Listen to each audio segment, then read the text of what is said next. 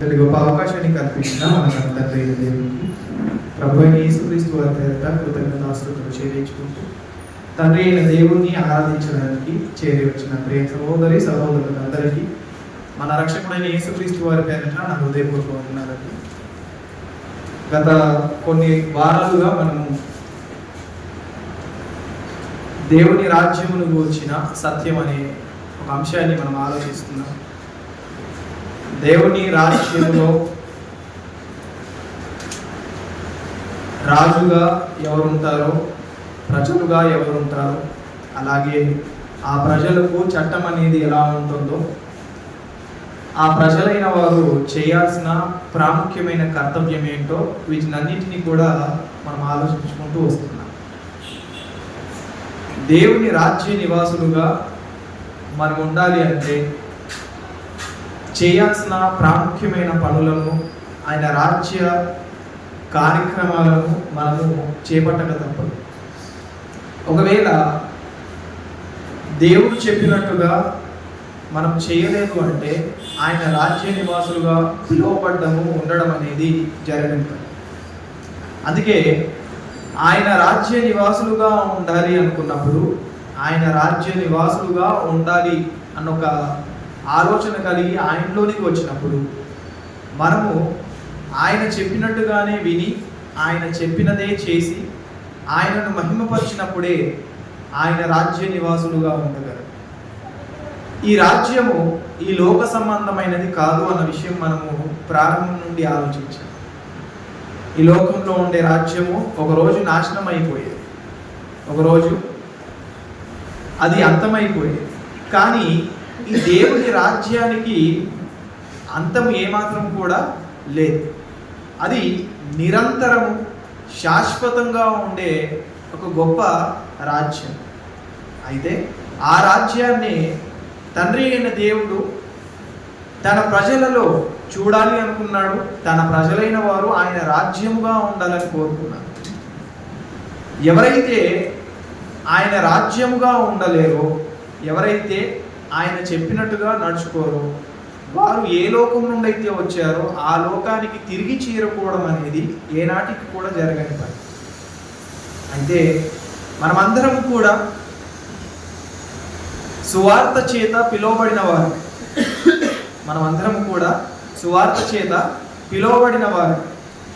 ఈ పిలువబడిన వారు అందరూ కూడా ఏమవ్వాలి అని ఆయన కోరుకున్నాడు, పిలువబడడానికి గల కారణం ఏంటో, అలాగే పిలువబడిన వారు చేయాల్సినది ఏంటో తెలియకుండా మనము జీవించాము అంటే ఆయన రాజ్య నివాసులుగా ఉండడం చాలా కష్టం. ఆయన రాజ్యము ఈ లోక సంబంధమైనది కాదు అన్న విషయం మనము ఆలోచించాము, అది ఎరిగిన వారిగా ఉన్నాము. అయితే ఈ లోక సంబంధులుగానే మనం ఉంటే ఆయన సంబంధులుగా పిలువబడ్డం అనేది జరగదు. మరి ఆయన సంబంధులుగా మనం పిలువబడాలి, అలాగే ఆయన రాజ్య నివాసులుగా మనం ఉండాలి అంటే ప్రాముఖ్యంగా మనలో మనం ఇన్బిల్డ్ చేసుకోవాల్సిన ఒక గొప్ప లక్ష్యం ఏంటి అంటే, రోమియోలకు రాసిన పత్రిక 1వ అధ్యాయము, రోమియోలకు రాసిన పత్రిక 1వ అధ్యాయము అక్కడ మనకు తెలియజేస్తున్న ప్రాముఖ్యమైన కర్తవ్యాన్ని గూర్చి మనకు తెలియజేస్తారు. 2 నుండి 7 వచనాలు మనకు కలిసి ఉంటాయి. అయితే చివరి మాటను మనము ఆలోచిద్దాం. చివరి మాటను, మీరును వారిలో ఉన్నవారై యేసుక్రీస్తు వారుగా ఉండుటకు పిలువబడి ఉన్నారు. చాలా ఇక్కడ మనము పిలువబడ్డానికి గల కారణం ఏంటో తెలియజేస్తున్నారు. మనం ఎందుకు పిలువబడ్డాము, ఆయన సువార్త చేత మనము పిలువబడ్డానికి గల కారణం ఏంటి అంటే క్రీస్తు వారుగా ఉండడానికి మనం పిలువబడ్డాం. ఆయన వారిగా మనం పిలువబడాలి. ఒకవేళ మనం ఈ లోక సంబంధులుగానే ఉన్నాము, ఈ లోకంలో ఎలాంటి క్రియలు అయితే ఉన్నాయో అలాంటి క్రియలే మనలో ఉన్నాయి అంటే మనం ఆయన సంబంధులము కాదు, ఆయన రాజ్య నివాసులము కాదు. ఇది ప్రతి ఒక్కరిలో ఉండవలసిన ఆలోచన. ఆయన రాజ్యముగా ఉండాలి అనుకున్న ప్రతి ఒక్కరిలో ఉండవలసిన ఆలోచన, అలాగే అలా జీవించవలసిన ప్రాముఖ్యమైన పని. క్రీస్తు వారిగా మనం లేము అంటే మనం ఆటోమేటిక్గా అపవాది సంబంధులుగానే ఉంటాం. ఆత్మ సంబంధులుగా మనం పిలువబడలేము. జీవము గల ఆ స్థితిలో మనం ఉండలేము. నిర్జీవమైన స్థితుల్లో ఉండడానికి గల కారణం, అలాగే జీవము గల స్థితుల్లో ఉండడానికి గల కారణం, వాటి యొక్క క్రియలు చర్యలు వేరువేరుగా ఉంటాయి అన్న విషయం మనకు తెలిసిందే. శరీర సంబంధమైన క్రియలు ఉన్నాయి, ఆత్మ సంబంధమైన క్రియలు ఉన్నాయి. శరీర సంబంధమైన కోరికలు ఉన్నాయి, ఆత్మ సంబంధమైన కోరికలు ఉన్నాయి. సహజంగానే మన శరీరానికి ఉండే ఆలోచనలు కోరికలు ఏవైతే ఉంటాయో అవి ఆత్మకు కూడా ఉంటాయి, కానీ అలాంటివి కాదు. అవి వేరుగా ఉంటాయి. అవి ఎప్పుడైతే మనలో కనిపిస్తాయో అప్పుడు మనం క్రీస్తు వారిగా ఉంటాం. ఇక్కడ పౌలు గారు తెలియజేస్తున్న విషయం ఏంటంటే, మనము పిలువబడ్డానికి గల కారణం ఏంటంటే క్రీస్తు వారుగా ఉండడానికి పిలువబడ్డాము. క్రీస్తు వారుగా లేము అంటే మనలో ఆయన కోరుకున్నట్టుగా ఆ లక్షణాలు మనలో లేవు. ఒక మాటగా చెప్పాలి అంటే క్రీస్తులో ఏదైతే దైవత్వం ఉందో ఆ దైవత్వం అనేది మనలో ఉండదు. ఆయనను చూసినప్పుడు ఎలాగైతే కనిపిస్తాడో మనలను చూసినప్పుడు కూడా అలాగే కనిపించాడు. అందుకే యేసుక్రీస్తు వారు చాలా గొప్పగా స్పష్టంగా తెలియజేసిన మాట ఏంటంటే, నన్ను చూసిన వాడు తండ్రిని చూసినట్టే అన్నారు. ఏ ఉద్దేశంతో అన్నారు, ఏ ఆలోచనతో ఆయన అన్నారు అంటే, తనలో ఉన్న లక్షణాలు గుణగణాలు ఏవైతే ఉన్నాయో అవి తండ్రిలో కూడా ఉన్నాయి. నన్ను చూశారు కదా, ఇక తండ్రిని చూసినట్టే. ఆయన వేరుగా నేను వేరుగా ఉండదు. అక్కడ ఎలాంటి అవకాశం ఉండదు. ఇక్కడ యేసుక్రీస్తు వారు శరీరధారిగా భూమికి రావడానికి, ఈ శరీరాన్ని ధరించుకొని ఈ శరీరాన్ని ఎలా జయించాలో అని నేర్పించడానికి గల కారణం ఏంటంటే, నేను ఎలాగైతే ఉన్నానో మీరు కూడా అలాగే ఉంటే అప్పుడు నిత్యత్వంలోనికి చేరగలరు. నాలో ఉన్న లక్షణాలు మీలో కనిపించాలి. అప్పుడే మీరు నన్ను ధరించుకున్నవారు, మీరు నన్ను కలిగి ఉన్నవారు, నేను ఎలాగైతే ఉన్నానో అలా మీరు ఉన్నవారు. ఒకవేళ మనము అలాంటి వాటికి అవకాశం ఇవ్వలేదు అంటే ఆయన రాజ్య నివాసులుగా ఉండడము జరుగుతుంది. మరి పిలువబడిన మనము నిజంగానే క్రీస్తు వారుగా ఉన్నామా లేదా మనలను మనము పరీక్షించుకోవాలి. ప్రతిసారి దాన్ని పరీక్షించుకోవడం వలన తెలుస్తుంది మనం ఏమై ఉన్నాము, మనం ఏం కలిగి ఉన్నామో, ఏం చెయ్యాలో.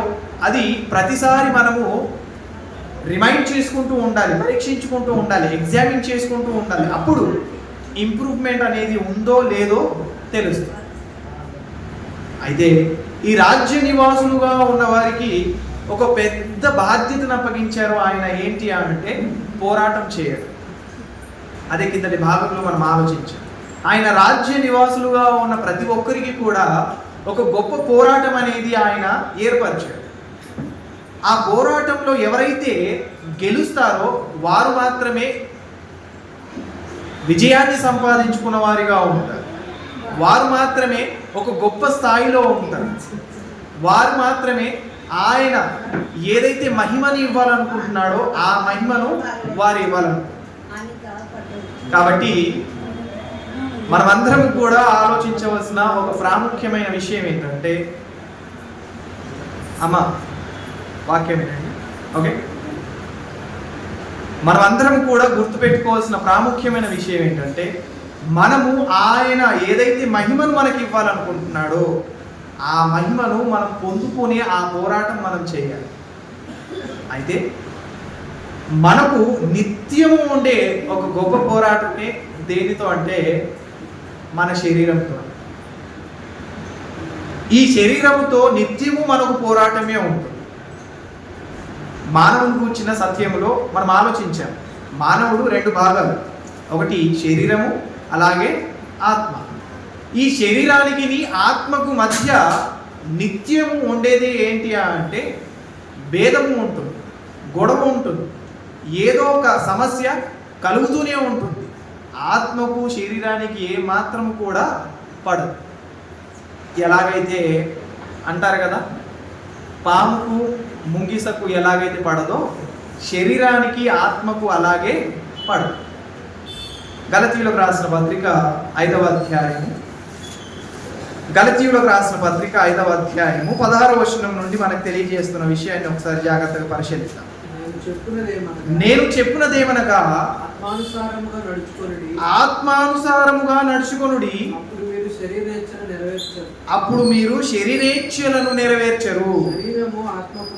శరీరమునకు ఆత్మకును, ఆత్మ శరీరమునకును విరోధముగా అపేక్షించును. ఇవి ఒకదానికొకటి వ్యతిరేకముగా ఉన్నవి కనుక మీరేమి చేయ నిశ్చయించురో వాటిని చేయకుందురు. ఆత్మ ఆలోచించేది, ఆత్మ చెయ్యాలి అని ఒక తపనతో ఉండేది ఒకటైతే, ఈ శరీరము దాన్ని ఏం చేస్తుంది? ఏ మాత్రం కూడా చేయడానికి అవకాశము ఇవ్వదు. ఎందుకంటే శరీరానికి ఆత్మకు ఎప్పుడు కూడా పడదు. ఈ శరీర కోరికలకు ఆత్మకున్న కోరికలకు ఎప్పుడు వ్యత్యాసం ఉంటుంది, విరోధం అనేది ఉంటుంది. శరీరం ఒకటి కోరుకుంటుంది, ఆత్మ మరొకటి కోరుకుంటుంది. శరీరం ఒకటి చేయాలనుకుంటుంది, ఆత్మ మరొకటి చేయాలనుకుంటుంది. ఎందుకు అంటే ఈ రెండింటికి ఎప్పుడు కూడా పడదు. అయితే దేవుణ్ణి తెలుసుకున్న మనము, దేవుడిలో ఉండాలి అని ఒక ఆలోచన కలిగిన మనము, దేవునిలా బ్రతకాలి అనుకున్న మనము ఏవైతే క్రియలు చేస్తామో, సత్క్రియలు కదా, వెలుగు సంబంధమైన క్రియలు, ఇవి ఎప్పుడైతే మనం చేస్తామో అప్పుడు శరీరం ఏ మాత్రము కూడా సపోర్ట్ చేయదు.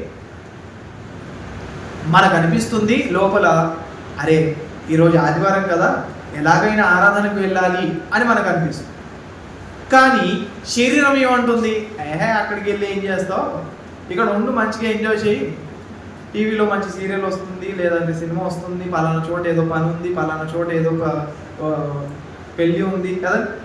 ఇలాంటి యాక్టివేషన్స్కి అవకాశాన్ని, ఆ కోరికలను కలగజేసేది ఏంటి అంటే శరీరం.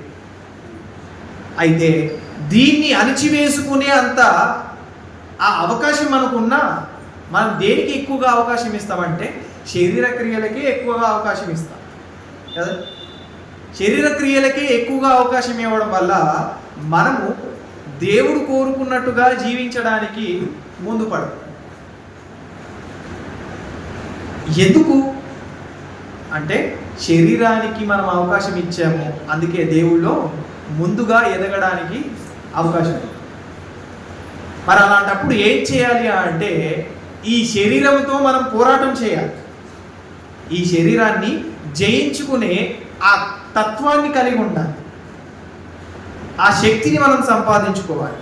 మరి అది ఎలా సంపాదించుకోగలము అంటే మనము ఎప్పుడు వాక్యం విన్నా, ఓకే జాగ్రత్తగా గుర్తుపెట్టుకోండి, మనం ఎప్పుడు వాక్యం విన్నా ఆ వాక్యాన్ని ఎలా వినాలి అంటే సాత్వికముతో అంగీకరించే ఆ మనసుతో వినాలి. సాత్వికమైన మనసు గలవారమై ఎప్పుడైతే మనం వింటామో అప్పుడు మన ఆత్మను ఏం చేయగలమంటే రక్షించుకునే అవకాశం మనం సంపాదించుకుంటాం. శరీరానికి అవకాశం ఇవ్వకుండా ఆత్మను మనం ఎలా బిల్డప్ చేసుకోవాలో అన్న దాంట్లో మనము ఆలోచన కలిగి ఉంటాం. అందుకే ఆసక్తి విషయంలో మాంద్యులు కాక ఆత్మయందు తీవ్రత కలిగి ప్రభువును సేవించుడి అన్నారు పౌలు గారు. ప్రభువును సేవించాలి అంటే ఆత్మయందు తీవ్రత ఉండాలి. ఆత్మయందు తీవ్రత ఉండాలి అంటే మనము ఆసక్తి గలవారిగా ఉండాలి. ఆసక్తితో వాక్యాన్ని ఎప్పుడైతే అంగీకరిస్తామో, దాన్ని అపేక్షిస్తామో అప్పుడు ఈ శరీరాన్ని ఎలా జయించాలో నేర్చుకుంటాం. మనం వచ్చాము, విన్నాము, వెళ్ళిపోయాము అంటే శరీరాన్ని జయించలేము. శరీరాన్ని మనం కంట్రోల్లో ఉంచాలి అంటే, శరీర కోరికలను మనం అణచివేయాలి అంటే, దాని పట్ల మనం నిష్ట కలిగి ఉండాలి అంటే, అవకాశం దేనికి మొదట ఇవ్వాలి అంటే వాక్యానికి ఇవ్వాలి. అందుకే యాకోబు గారు రాసిన పత్రిక మొదటి అధ్యాయం 21 అందుచేత సమస్త కల్మషమును బెర్రవీగుచున్న దుష్టత్వమును మాని లోపల నాటబడి మీ ఆత్మలను రక్షించుటకు శక్తిగల వాక్యమును సాత్వికముతో అంగీకరించుడి. వాక్యం అనేది మన ఆత్మను రక్షించాలి అంటే దాన్ని ఏం చేయాలి? మనము సాత్వికముతో అంగీకరించాలి. ఒకవేళ వినేవారిగానే ఉన్నాము, విని విడిచిపెట్టేవారిగా ఉన్నాము అంటే మనలను మనము మోసం చేసుకుంటున్నాము. అందుకే వాక్యం వినిపించినప్పుడు ఎప్పుడైనా ఉండవలసిన ఆలోచన ఏంటంటే, ఈ వాక్యము నా ఆత్మను రక్షించేది, ఈ వాక్యము నాలో ఉన్న బలహీనతలను తీసివేసేది, ఈ వాక్యము శరీరాన్ని ఎలా జయించాలో నేర్పించేది. అందుకే వాక్యము అనగా మనము ఆయన శక్తిని సంపాదించుకుంటాం. శక్తిగల వాక్యం, అది కూడా దేని విషయంలో శక్తి గలది అంటే మన ఆత్మలను రక్షించే అంత గొప్ప శక్తి గలది. ఈ శరీరాన్ని మనం ఎంత కాపాడినా ఒకరోజు మట్టిలో కలిసిపోయేది కదా. మనం ఎంత కాపాడాలనుకున్నా ఏమవుతుంది? ఒకరోజు మట్టిలో కలిసిపోతుంది. కానీ ఆత్మ మాత్రం ఎక్కడైనా కలిసిపోతుందా? లేదు. అది జీవం గలదిగానే ఉంటుంది. దానికంటూ ఏ మరణం లేదు. మరి మరణం లేని ఆత్మను మనం కలుగున్నప్పుడు తర్వాత దానికి ఒక ప్రమాదం కలిగితే, దానికి ఒకవేళ మనము నాశనకరమైన స్థితినే కలగజేసిన వారమైతే, దానికి ముఖ్య కారణం ఏంటంటే బ్రతుకున్నప్పుడు మనం శరీర కోరికలకు, శరీర క్రియలకు అవకాశం ఇచ్చాం. శరీరము, ఆత్మ, ఇందులో శాశ్వతంగా ఉండేది ఆత్మ. అయితే ఈ ఆత్మ నాశనకరమైన స్థితిలోనికి వెళ్ళిపోవడానికి గల కారణం ఈ శరీరమే అవుతుంది. మన ఆత్మ జీవం గల స్థితిలో ఉండడానికి, ఒక గొప్ప స్థాయిని పొందుకోవడానికి కారణం ఈ శరీరమే అవుతుంది. ఎందుకంటే దేవుని పనిని చేయాలి అంటే మనం ఆత్మరూపిగా ఉంటే చేయలేము. దేంతో చేయాలి? ఈ శరీరంతోనే చేయాలి కదండి. ఈ చైర్లు వేయాలన్నా, ఈ మైక్ సెట్ పెట్టాలన్నా, ఇక్కడికి మనం రావాలన్నా, ఏ సపోర్ట్ లేకుండా మనం వచ్చామా? ఈ శరీరంతోనే కదా ఇక్కడికి వచ్చాము కదా. మన ఆత్మ ముందు వచ్చేసి ఆ తర్వాత శరీరం వచ్చిందా? లేదు. మన శరీరం పనిచేస్తేనే కదా ఇక్కడికి వచ్చాము. మనలో ఆత్మ ఉండి ఈ శరీరము నడిస్తేనే ఇంత దూరం వచ్చాము, ఈ పని చేసాం, ఇన్ని ఏర్పాట్లు మనం చేసాం. కారణం ఏంటంటే శరీరం పనిచేస్తుంది. ఇక్కడ మనం ఆలోచించవలసిన ప్రాముఖ్యమైన విషయం ఏంటంటే, శరీరం అనేది నిష్ప్రయోజనమైనది, కానీ అంతకంటే ఉపయోగకరమైనది. ఎంత నిష్ప్రయోజనమైనదో అంతకంటే ఎక్కువగా ప్రయోజనకరమైనది దేని విషయంలో అంటే, మనము నిత్యత్వంలోనికి చేరడానికి అనేక క్రియలు, దేవుని యొక్క కార్యక్రమాలు, మనకు అప్పగించిన బాధ్యతలను మనం నిర్వర్తించడానికి ముఖ్యమైన పాత్రను పోషించేదే ఈ శరీరం. ఆత్మ చెప్పినట్టుగా ఈ శరీరాన్ని మనం నడిపిస్తే అప్పుడు మన దేహముతో దేవుణ్ణి ఏం చేయగలం? మహిమపరచగలం. మనం విలువ పెట్టి కొనబడిన వారం కదా. అప్పుడు దేవుణ్ణి మహిమపరచాలి అంటే ఏం చేయాలి? ఈ దేహంతోనే దేవుని మహిమపరచాలి. దేహం లేకుండా దేవుని మహిమపరచగలమా? లేదు.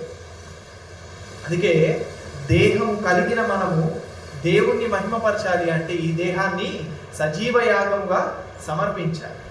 అప్పుడు ఈ పోరాటంలో మనం ఏమవుతామంటే విజయాన్ని సంపాదించుకుంటాం. అందుకే ఈ శరీరానికి, ఆత్మకు ఎప్పుడు కూడా పడదు. అంటే పౌలు గారు ప్రతిసారి ఆలోచించినది ఏంటి అంటే, దేవుని యొక్క పనిలో నేను ముందుకు కొనసాగాలి అంటే ఈ శరీరాన్ని నేను కొడుతూనే ఉండాలి. ఎందుకు కొట్టుకున్నాడు ఆయన అంతగా అంటే, అది అంత సులువుగా లొంగేది కాదు. అంత సులువుగా దేవుని యొక్క పనిని చేయడానికి ముందుకు వచ్చేది కాదు కదా. ఎంత బద్ధకం ఉంటుందండి మన శరీరానికి. ఉదయం లేచి మనం స్నానం చేసుకొని టిఫిన్ చేసేసి ఇక్కడ సన్నిధికి రావడానికి ఎంత బద్ధకం వస్తుంది ఆ టైంలో.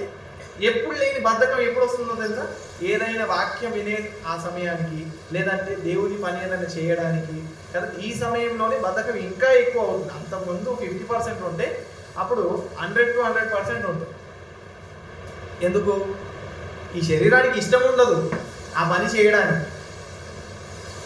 ఈ శరీరానికి ఇష్టము లేదు కాబట్టి ఆ ఇష్టము లేదనే ఆలోచనతో మనం ఏం చేస్తామంటే ఆ శరీరానికి అవకాశం ఇచ్చేస్తాం. కానీ లోన ఆత్మ ఏదైతే ఉందో ఆ ఆత్మను గురించి మనం ఆలోచించి అది నిరంతరము జీవించేది. నేనంటూ ఒకడిని అని పిలిపించుకోవాలి అంటే నా ఆత్మ వల్లనే కదా నేను నా గుర్తింపు కలిగి ఉన్నాను. నా ఆత్మ వల్లనే కదా నేనంటూ ఒక వ్యక్తిగా ఉన్నాను. ఆత్మ లేకపోతే నాకంటూ ఏ గుర్తింపు ఉండదు. మనందరికీ తెలిసిన వాస్తవమే. శరీరానికి గుర్తింపు ఉంటుందా? ఆత్మ గుర్తింపు ఉంటుందా?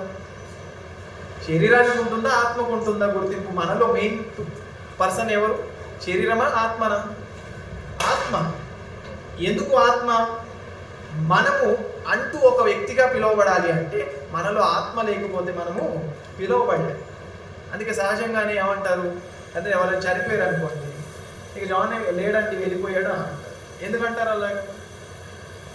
అండ్ శవాన్ని చూసి జాన్ అక్కడ ఉన్నాడు అని అంటే అదో రకంగా ఉంటుంది. తెలియకయే ఒక నిజాన్ని చెప్పేస్తారు. ఏంటి అంటే ఆత్మగా ఉన్న ఆ జాన్ తనకున్న ఒక గుర్తింపు, తన ఐడెంటిటీ ఏదైతే ఉందో ఇక లేదు. మరి ఇదేంటి అంటే కేవలం ఇది ఒక బాక్స్ పీస్ మాత్రమే. ఇది కేవలం ఒక బాడీ మాత్రమే. దీనికి ఎలాంటి గుర్తింపు ఉండదు. ఆ ఆలోచనతోనే యేసుక్రీస్తు వారు చెప్పినది ఏంటంటే శరీరం కేవలము నిష్ప్రయోజనము, ఆత్మయే జీవింపజేయచ్చు. ఒకవేళ మనం శరీర క్రియల్లోనే ఉండిపోయి, శరీర ఆలోచనలోనే ఉండిపోయి ఆత్మను పట్టించుకోవడం మానేసాము అంటే ఆత్మ సంబంధమైన ఆలోచన మనలో ఉండదు, ఆత్మ సంబంధమైన మనసు మనకు ఉండదు, ఆత్మ చేత మనం నడిపించే అవకాశము ఉండదు.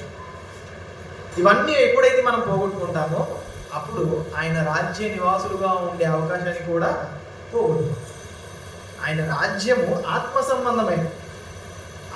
సంబంధమైన వారిగా మనం లేనప్పుడు ఆ రాజ్యంలో ఎలా ఉండగలం? ఆత్మ సంబంధులే కదా ఆ రాజ్యంలో ఉండగలం. ఇది శరీర సంబంధమైన రాజ్యం కాదు, ఆత్మ సంబంధమైనది. మనము కూడా ఎలా ఉండాలి? ఆత్మ సంబంధులుగానే ఉండాలి. ఆత్మ సంబంధులుగా ఉండాలంటే శరీర క్రియలను మనము పక్కన పెట్టాలి. అందుకే శరీరానికి ఆత్మకు ప్రతిసారి ఉండేది ఏంటి అంటే విరోధం. ఈ శరీరానికి ఆత్మకు నిరంతరం ఉండేది ఏంటి అంటే విరోధం ఉంటుంది. ఎందుకంటే దేవుని పనిని అది ముందుకు కొనసాగనివ్వదు. అందుకే ఏమని చెప్తున్నారు అక్కడ పౌలు గారు గలతీ వారికి రాసిన పత్రికలో, గలతీ వారికి రాసిన పత్రిక 5వ అధ్యాయము 17వ వచనం, శరీరము ఆత్మకును ఆత్మ శరీరమునకు విరోధముగా అపేక్షించును. ఇవి ఒకదానికొకటి వ్యతిరేకముగా ఉన్నవి గనుక మీరేమి చేయ నిశ్చయింతురో వాటిని చేయలేరు మీరు. ఎందుకంటే ఈ రెండిటికి ఎప్పుడూ వ్యతిరేకమే ఉంటుంది. మీరు నిర్ణయించుకుంటారు ఏమని? అరే లేదు లేదు, దేవుళ్ళు ఇలా బ్రతకాలి, ఇలా చేయాలి, ఈ పనులు చేయాలి, ఇక ఈ సత్క్రియలు చేయాలి, ఇలా దేవుని వాక్యం చెప్పాలి అని మీరు నిశ్చయించుకుంటారు. కానీ శరీరం ఏం చేస్తుంది? దాన్ని వ్యతిరేకపరుస్తుంది, అది చేయనివ్వకుండా ఉంచుతుంది, అలాంటి ఆ సిచ్యువేషన్ని క్రియేట్ చేస్తుంది. కాబట్టి ఆ సిచ్యువేషన్లో కూడా మనం ఏం చేయాలి? శరీరాన్ని పక్కన పెట్టి ఆత్మకు మాత్రమే అవకాశం ఇచ్చేవారిగా ఉంటాం. ఉపమాన రీతిగా యేసుక్రీస్తు వారు ఇదే చెప్పారు. ఒక వ్యక్తి వచ్చాడు, అయ్యా ఇదిగో మీరు అంటున్నారు అన్ని చేయాలి, సత్క్రియలు చేయాలంటున్నారు, మరి ఇలాగా మా నాన్న చనిపోయాడు, అతన్ని పాతి పెట్టేసి వస్తాను అని అన్నాడు. అంటే అప్పుడు యేసుక్రీస్తు వారు ఏమన్నారంటే, మృతులు తమ మృతులను పాతిపెట్టారు. దేవుని యొక్క పని చేయడానికి అడ్డుగా ఒకవేళ చావే ఉంది అంటే, దేవుని ఆరాధించడానికి అడ్డుగా ఆ రోజు ఒక మరణమే ఉంది అంటే, ఆయనను ఆరాధిస్తావా, చావుకు వెళ్తావా?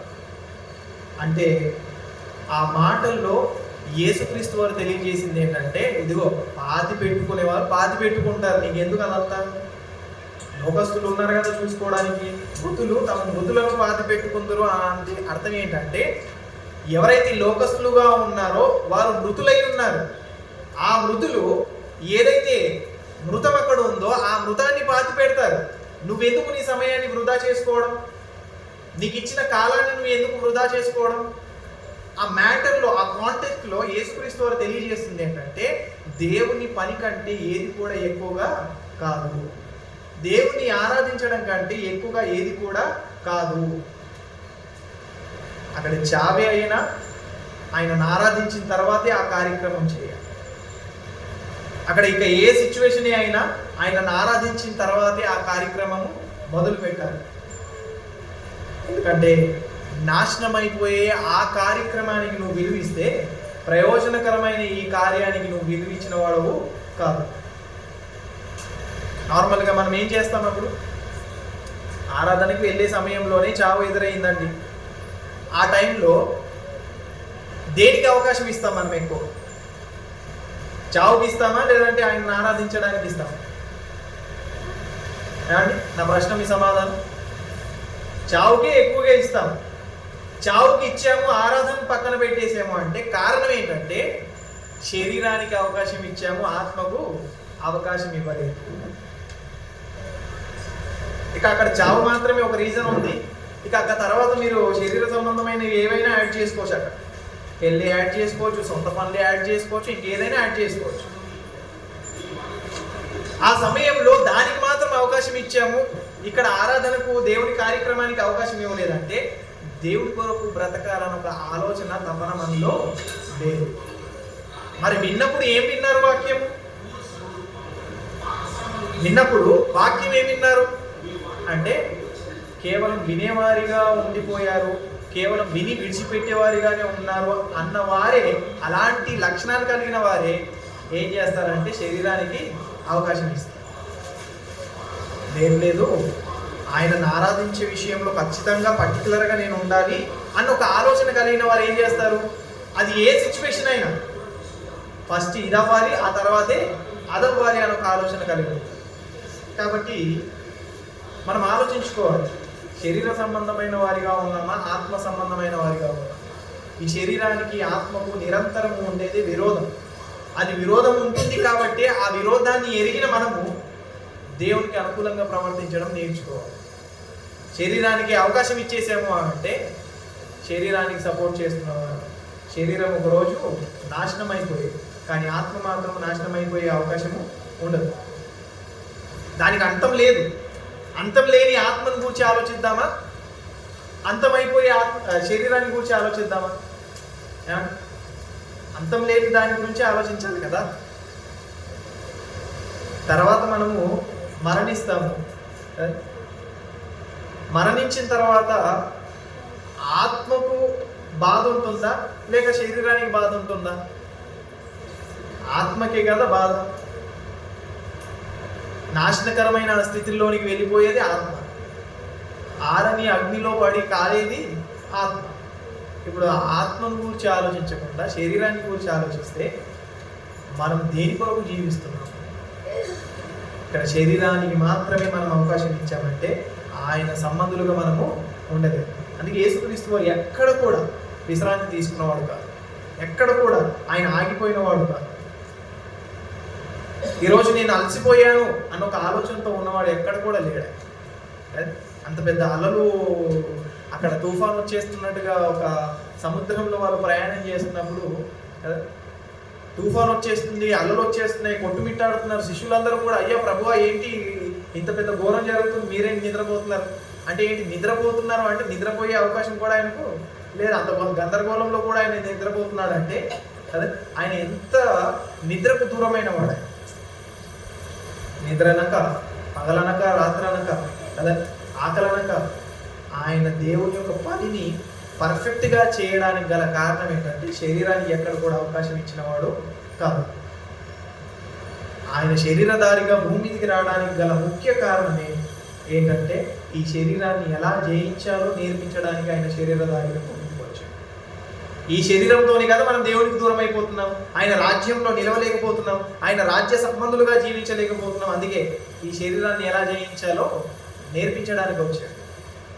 కాబట్టి మనము మంచి చేసినప్పుడే, మంచి క్రియలు చేసినప్పుడే మన ఆత్మను మనము కాపాడుకోగలం. రోమియోలకు రాసిన పత్రిక 12వ అధ్యాయం 9వ వచనంలో మాట్లాడుతూ, రోమియోలకు రాసిన పత్రిక 12వ అధ్యాయం 9వ వచనం,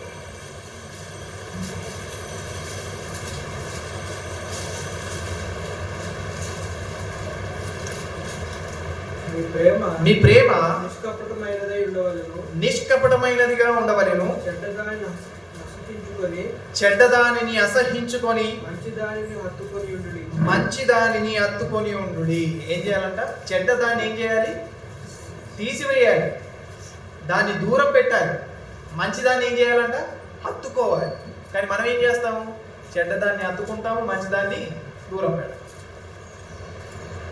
ఎందుకంటే శరీరం కోరుకునేది అది. శరీరాన్ని ఎలా కంట్రోల్ చేసుకోవాలో అనేది మనకు తెలిసిన తర్వాత కూడా దానికి మనం అవకాశం ఇవ్వకుండా నిమిత్త మాత్రముగా ఉండే కోరికలను తీర్చుకోవడానికి శరీరాన్ని ఏం చేస్తాం? అర్పించేస్తాం ఆ కోరికలు. అప్పుడు మన దేహం వలన మనం ఏమవుతాం? చీకటి సంబంధులుగా మారిపోతాం. మన దేహంలో ఒక అవయవం మనల్ని ఆటంకపరిచింది అంటే దాన్ని పెరిగి పారేయాలి. అదే కదా యేసుక్రీస్తు వారు అన్నారు, నీ కన్ను నిన్ను అభ్యంతరపరిచినాయి కదా, దాన్ని ఏం చేయను? పెరిగి పాడే. నీ చెయ్యి నిన్ను అభ్యంతరపరిచిందా? దాన్ని ఏం చేయను? నరికి పాడే. నీ కాలు నిన్ను అభ్యంతరపరిచిందా? నరికి పాడే. నీ అవయవంలో, నీ దేహంలో ఒక అవయవం వల్ల నువ్వు దేవునికి విరుద్ధమైన కార్యక్రమం చేపట్టావు అంటే, నీ కోరికలను తీర్చుకోవడానికి దానికి అవకాశం ఇచ్చావంటే నువ్వు నరకంలోనికి వెళ్ళిపో. ఒక అవయవం పాడైపోయింది, దాన్ని తీసి పాడేసావంటే ఆ ఒక్క అవయవం వలన నువ్వు నీ దేహం అంతా కూడా కాల్చి వేసుకునే అవకాశము ఉండదు. కాబట్టి మన కన్ను మనల్ని అభ్యంతరపరిస్తే దాన్ని ఎలా మనం కంట్రోల్ చేసుకోవాలో అది నేర్చుకోవాలి. మన చెయ్యి మనల్ని అభ్యంతరపరిస్తే దేవుని పని చేయకుండా దాన్ని ఎలా కంట్రోల్ చేసుకోవాలో అది నేర్చుకోవాలి. మన పాదాలు కూడా సిద్ధంగా ఉండవు ఆయన పనిని చేయడానికి, కానీ దాన్ని కంట్రోల్ చేసుకోవాలి, దాన్ని అదుపులో పెట్టుకోవాలి, దాన్ని నేర్పించాలి, ట్రైనింగ్ ఇవ్వాలి. ఆ ట్రైనింగ్ మనం ఎప్పుడైతే ఇస్తామో దానికి ఆటోమేటిక్గా ఏం చేస్తుంది? అది అలాగే అలవాటు పడుతుంది కదా. మనం సహజంగానే ఏదైతే అలవాటుగా చేస్తామో అది మర్చిపోయినా మన ధ్యాస ఎక్కడో ఉన్నా అది అలాగే చేస్తాము. అలాగ చేయడానికి గల కారణం ఏంటంటే మనం అలవాటు పడ్డాం దాన్ని. కొందరు ఉంటారు లెగిసిన వెంటనే అలా తిన్నక వాష్రూమ్లోనికి వెళ్ళిపోతారు. అంటే ఏంటి? అలవాటు పడ్డారు. కొందరు ఉంటారు లెగిసిన వెంటనే ప్రార్థన చేసుకుంటారు. దానికి ఏమయ్యారు? వాళ్ళు అలవాటు అయ్యారు. అది ఆటోమేటిక్గా ఇక మనం ఒకరు చెప్పడం అవసరం లేదు, ఒకరు ఫోర్స్ చేయడం అవసరం లేదు. మన దేహం ఆటోమేటిక్గా ఏం చేస్తుంది? అది లెగిసిన వెంటనే చేసుకుంటూ వెళ్ళిపోతుంది. అలాగే మనలను మనం కంట్రోల్లో పెట్టుకోవడము, మన కోరికలను మనం అణిచివేసుకోవడము ఏం చేయాలంటే ట్రైనింగ్ ఇవ్వాలి. అప్పుడు మనం పోరాటంలో గెలిచే అవకాశాన్ని సంపాదించుకోవాలి. కాబట్టి శరీరానికి ఆత్మకు ఉండే ఈ సంఘర్షణలు మనం ఎప్పుడు కూడా ఓడిపోయేవారిగా ఉండకూడదు. ఈ పోరాటంలో ఎప్పుడైతే గెలుస్తామో అప్పుడే విజయాన్ని సంపాదించుకుంటాం. విజయాన్ని సంపాదించుకుంటే ఏముంటుందండి అంటే అది తర్వాయి భాగంలో మనం తెలుసుకుంటాం. అది సహజ సిద్ధమైన బహుమానం కాదు మనకి ఇవ్వబడే, సహజ సిద్ధమైన ఆ అవకాశం కాదు మనకు ఇవ్వబడే. ఒక గొప్ప అవకాశాన్ని ఆయన ఇస్తాడు, గొప్ప బహుమానాన్ని ఆయన మనకి ఇస్తాడు. అది సంపాదించుకోవాలంటే ఈ శరీరాన్ని మనం కంట్రోల్లో పెట్టుకొని ఆత్మకు మాత్రమే అవకాశం ఇస్తే అప్పుడు మహిమ గల ఆ లోకంలోనికి ప్రవేశించే మహిమ గల వారిగా మనం మారే అవకాశం ఉంది. అలా మారడానికి మన శరీరాన్ని మనం కంట్రోల్లో పెట్టుకోవాలి, శరీర కోరికలను మనం అణచివేసుకోవాలి, శరీర ఆలోచనలు మనం అణచివేసుకోవాలి, ఆత్మకు అవకాశం ఇవ్వాలి. అప్పుడు ఆత్మ చేత నడిపింపబడి ఆత్మ సంబంధమైన వారిగా మనం ఉంటాం. అందుకే ఆయన సువార్త చేత మనం పిలువబడి క్రీస్తులా ఉండడానికి, క్రీస్తు వారుగా ఉండడానికే మనం పిలువబడిన మనము ఆయన చెప్పినట్టుగా లేకపోతే ఏర్పరచబడే అవకాశము ఉండదు. పిలువబడిన వారు అనేకులు, ఏర్పరచబడిన వారు కొందరే. ఎందుకు కొందరే అంటే ఈ పిలువబడిన వారిలో ఏదైతే ఉందో వారు చేయాల్సినది వారు పర్ఫెక్ట్గా అది చేయకపోవడం వల్లనే ఏర్పరచబడిన వారిలోనికి రాలేదు. కాబట్టి పిలువబడిన మనము పిలువబడిన వారిగానే కాక ఏర్పరచబడే వారిగా ఉంటాం. ఆయన కోరుకున్నట్టుగానే ఈ శేష జీవితాన్ని ఆయనకు సమర్పించి ఆయన ఉన్న మహాలోకమైన పరలోకానికి చేరే అవకాశాన్ని సంపాదించుకోవాలి. అందరికీ